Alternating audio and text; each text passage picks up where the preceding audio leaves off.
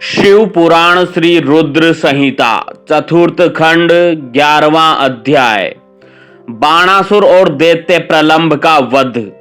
ब्रह्मा जी बोले, नारद, जब तारकासुर कुमार कार्तिकेय के द्वारा मारा गया तब यह देखकर सभी देवताओं, ऋषि मुनियों सहित जनसाधारण में प्रसन्नता की लहर दौड़ गई। सभी खुश थे। सभी देवताओं ने मिलकर भक्ति भाव से कार्तिकेय की स्तुति की।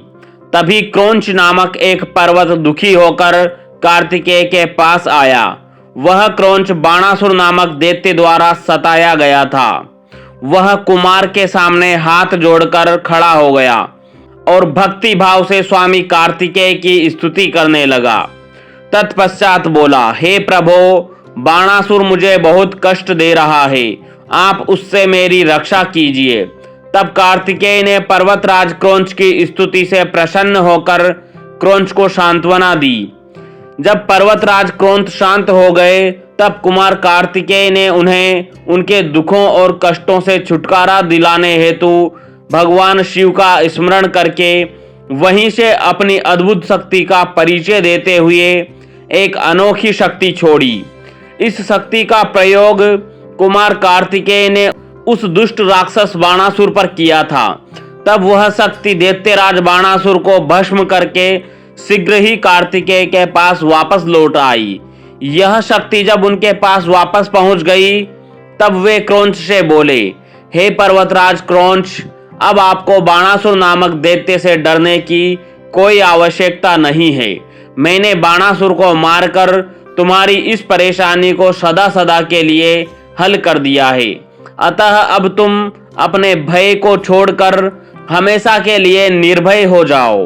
अब तुम प्रसन्नता पूर्वक अपने घर की ओर प्रस्थान करो।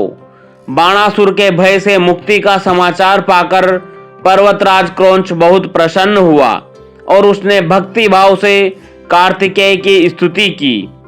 तत्पश्चात वह उनसे विदा लेकर अपने ग्रह स्थान की ओर चल दिया। वहां पहुंचकर क्रौंच ने अपने स्वामी कार्तिकेय की प्रसन्नता के लिए भगवान शिव के 3 शिवलिंगों की स्थापना की।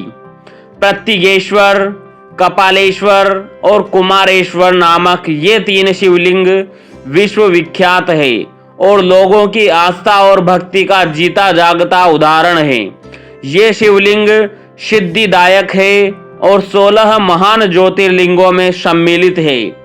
पर्वतराज क्रौंच के अपने स्थान पर वापस लौट जाने के उपरांत देवताओं के गुरु बृहस्पति ने कुमार कार्तिकेय से कहा कि कुमार, देवताओं द्वारा आपको शिव पार्वती की आज्ञा से यहाँ महाबली तारकासुर का वध करने के लिए लाया गया था।